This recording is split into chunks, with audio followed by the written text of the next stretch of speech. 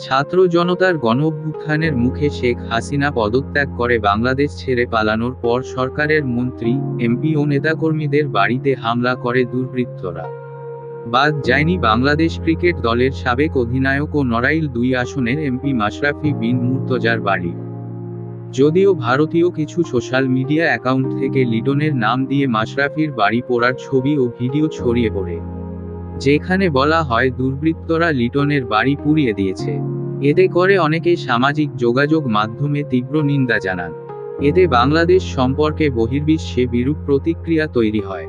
যদিও পরে দেশটির অনেক মিডিয়া সত্যটি তুলে ধরে। এবার বিষয়টি নিয়ে মুখ খুলেছেন লিটন দাস। শুক্রবার ৯ আগস্ট দুপুরে নিজের ফেসবুকে দেয়া এক বার্তায় গুজবে কান না দিতে অনুরোধ করেন লিটন। তিনি লিখেন, প্রিয় দেশবাসী, সকলের প্রতি শ্রদ্ধা রেখে একটি বিষয়ে অবগত করতে চাই। সাম্প্রতিককালে বিভিন্ন মিডিয়াতে একটি খবর প্রচার হয়েছে আমার বাড়িতে হামলার ঘটনা নিয়ে, যার কোনো সত্যতা নেই। কেউ এইসব গুজবে কান দেবেন না। আমি এবং আমার পরিবার এখন পর্যন্ত সম্পূর্ণ নিরাপদে রয়েছি। আমি বিশ্বাস করি আমাদের দেশ একটি অসাম্প্রদায়িক দেশ। এই দেশে আমরা সকল ধর্ম, বর্ণ নির্বিশেষে যেন একসঙ্গে সামনে এগিয়ে যেতে পারি, সেটাই এখন আমাদের একমাত্র মূলমন্ত্র হওয়া উচিত।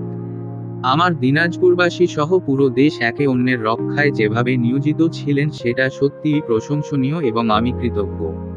আমি আশা করব ভবিষ্যতেও আমরা সবাই একসাথে থাকব এবং সকল ধরনের সহিংসতা থেকে দূরে রাখব এই দেশটাকে। কারণ দেশটা আমাদের সবার।